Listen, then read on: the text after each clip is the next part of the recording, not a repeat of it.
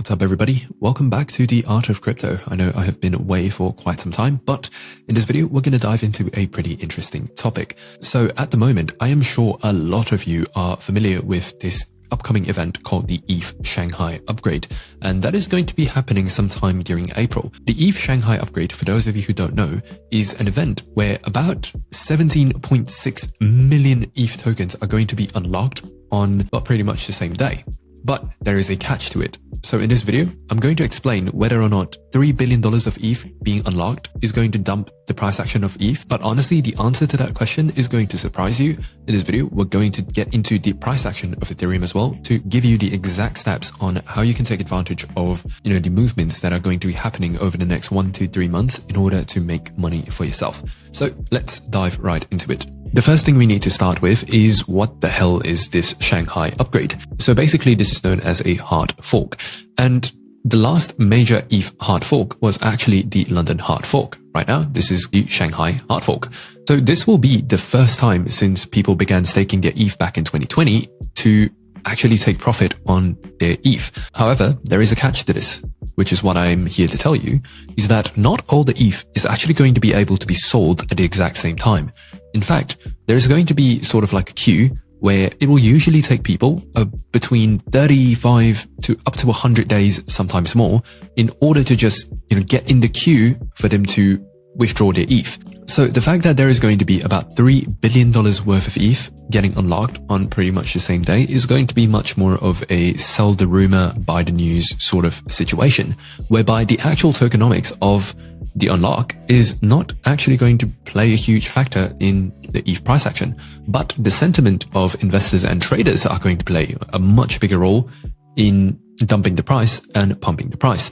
But either way, expect there to be volatility whereby the price action moves sort of like this or like this.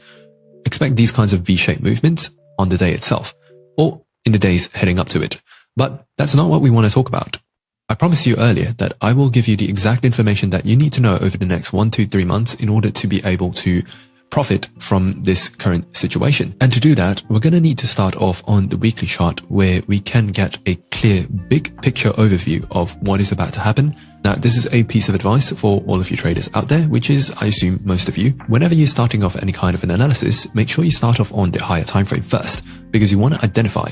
For example, right now, when I'm on a higher time frame, I can identify that within this trading range here, we're trading within the 0.705 and the 0.618, which is known as a premium.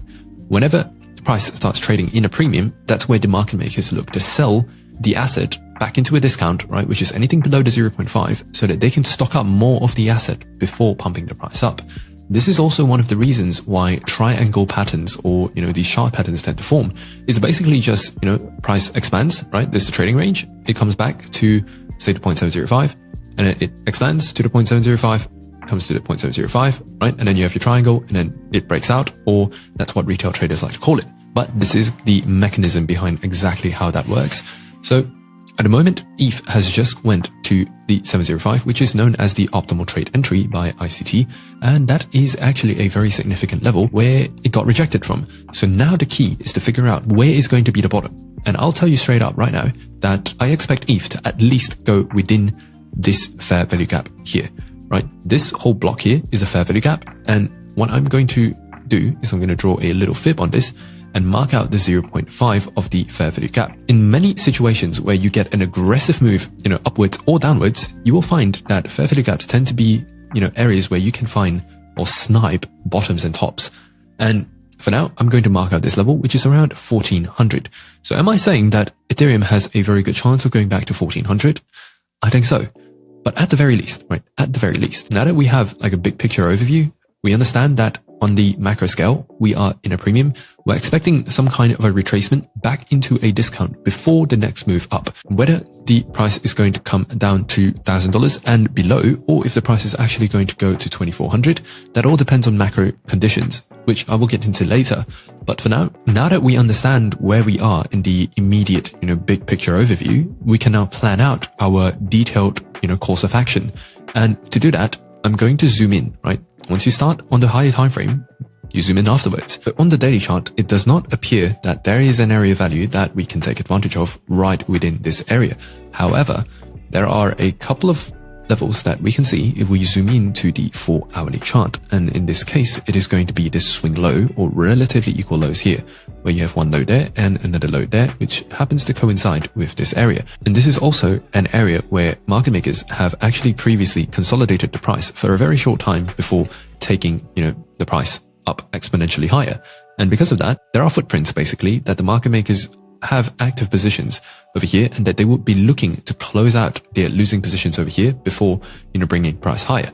Now, the second thing that will add confluence to this theory that I'm having at the moment is the fact that if you draw a fib from a swing low to swing high, now this is a very big swing, that line happens to fall right at about the 0.5, which again, when price trades in the premium for too long, the algorithms that deliver price action in these markets are literally programmed to bring it back to a state of equilibrium, which is the 0.5, or just bringing it back into a discount in order to rebalance it a little bit before moving the price higher, the next leg up. So in fact, this is not going to be the macro bottom, and I never said that it was going to be, but expect some kind of a bounce at around this area. And then here is going to be the next crucial move, right? If in this move, for example, I'm going to plan out exactly what you should be thinking about when this happens, right? So assuming that the current swing high is what we got, if price does come all the way down here and then it starts going aggressively upwards again, breaking this high, right? Or any random high, right? As long as there's a swing high on the daily chart, that's your cue. So when you break the first swing high, you're going to look to get in on, a retrace, right? So let's say that price action gets delivered like that. You break the swing high, you want to get in on a retrace into an area value, right? What I'll usually do is I'll draw a fib from here to here and then just look for the 705 or the 618, and then you target this. Right? That is the bullish scenario. The bearish scenario would be you come down here, you do not break any kind of swing highs, which means that there is no change of character. And so you expect price to actually go to the 705 and the 618. In fact, there would be a lot more reason for us to believe that price is actually going to go back to the 705 and the 618 for a macro bottom to form, because over here you can see that there is a bearish order block over here, this blue candle here, that got absolutely just blown through, right? It got completely ignored, which means all the people, especially the market makers, because they're the ones who are using these order blocks, the market makers that are in the red back here, right? Imagine they sold here. Price just went all the way up here without waiting for them, without giving them a chance to get out of the position. So it would make sense that the moment price comes back into here, they're going to close their losing sell positions, start, pivoting into longs, and then bam, right? They're going to bring the markets up, because that's what market makers do. They build up all this liquidity, right? They make you think that this is going to be quote unquote support, and then they'll just blow through you. They come down to this random area, right? Make you think that, it's going to be a strong bounce, V-shaped recovery, it's going to go to the moon. But then there's no change of character happening, right? No swing highs get broken.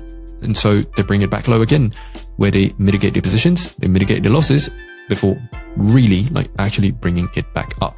So something like that. So all in all, something that I'm saying right now is that I am actually expecting 2400 ETH unless there are some significant changes. Now, in an upcoming video, I'm going to talk about macro conditions and how that's going to affect Bitcoin and Ethereum, but purely just price action at the moment, it does seem like because you have broken structure over here, would confirm broken structure on the daily chart as well, there would be, no reason for us to expect that it's going to go back to range lows, which is quite far away. But of course, even though, just looking at price action, yeah, cool, right? I'm just preparing you guys for whatever scenario does play out. And in this case, I'm expecting at the minimum, right? At the minimum for price to return back to 1500 before a bounce. Either it's going to be a good bounce, it's going to be a short bounce before ultimately coming here. That's basically the two scenarios that are going to happen, right? But at the very least, it's going to come at least back to 1500. The exact number would be at least 1512 down to about 1470, right? That's the range that I'm expecting. And the reason for that is because there is liquidity below these lows. So something that tends to happen in the markets a lot is that even in an uptrend, right? In order for the markets to go up, I want you to imagine that the market is like a Ferrari. In order to make any car move, you need fuel. And in the markets, this fuel comes in the form of liquidity, which is basically dumb money, where we have our stop losses set, below these lows. And so the market makers know this because they have access to stop loss data and liquidation data, and they have access to all of our positions. So if there is a ton of people with stop losses set here, if they take their position, right, they will literally be causing losses to all these people. And in a market, it is a zero-sum game, whereby for every winner, there is going to be losers. It's not like business where, everyone can win. Trading is different. So if they stop everyone out here, then a lot of people are going to lose. The market makers are going to make money, right? So even in an uptrend, don't be surprised where, for example, this whole here was an uptrend, but then they took the liquidity of 1, 2, 3, 4 lows before pumping the price up the final leg. So they could very well just take liquidity, fill in this imbalance here, right? Again, I want you to look at the weekly chart and notice how this candle here is just going straight up, right? This tells you that there is an imbalance, too many buyers, not enough sellers, which means there are sell orders still present here. And if there's seller orders, right? If there's sellers willing to sell at a low price compared to the target that they're going for, then why not fill the positions of the sellers that are willing to sell at a low price? And then the market makers will buy it from them at a low price, if that makes sense. So yeah, all in all, like that's the reason why I'm expecting at least this level to get hit. It all just comes down to liquidity. It all just comes down to the market makers, basic instinct to make money, just like all of us. So now that you know all this information, I wish you good trading. And if you want a trading education that is going to actually get you results, there will be a link in the description box below where